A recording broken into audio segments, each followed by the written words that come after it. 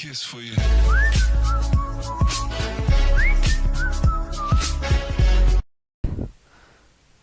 Bismillahirrahmanirrahim. Welcome back to my another video on Android app development. And so guys, this will be the part 7 of my video series on OpenStreetMap using the Kotlin language in Android Studio. Alright guys, so this will be a very short video, and in this video we will see what we have achieved so far in our first 6 video parts. Alright, so first of all, initially I taught you how to use how to display a simple map and how to display the marker onto that map. Alright, and then we studied about how to display the satellite view or the normal view of the map. Alright, then after that we added another thing in our knowledge, and that was the how to fetch the user current location. So basically we were able to display the user device last known location, so and we use when we displayed it onto the screen or onto the map. Alright, so let me give you a brief demo. So let me see if I have the GPS enabled or disabled. Let me see. Okay, so I have the GPS disabled, so I will click on the simple map with marker, and there you guys can see we are here. Or let me just close the app and let me open it again.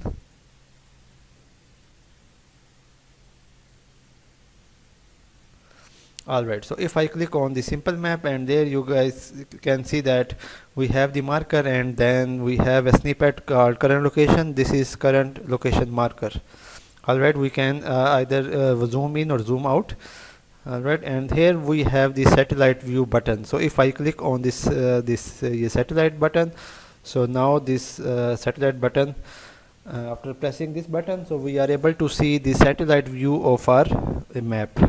Alright, so this was the first task, and then we used the fetch current location.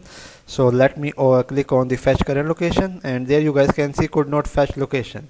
Alright, so this is because we have not enabled the user the location, the GPS of the device. So here we are going to click on the GPS device, and then we are going to now click on the fetch current location, and there you guys can see that we are able to display our current location.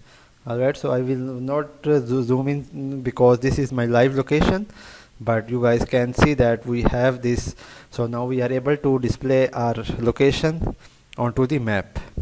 Alright, so I will again disable the GPS, and now in this video, or in our next part of the video, we are going to write the code for the fetch live location. Alright, so that was a short demo. So I hope that you are now following me step by step. And yes, in our next part of the video series, I mean the parts 8, we are going to work on the fetch live location. Alright, and then similarly we will go with the map with polylines. I will teach you how you can draw polylines, and then finally we will have a big concept about how to create a route, between two points. Alright, so guys, if you like the video, please like, share and subscribe to my channel. Thank you and goodbye.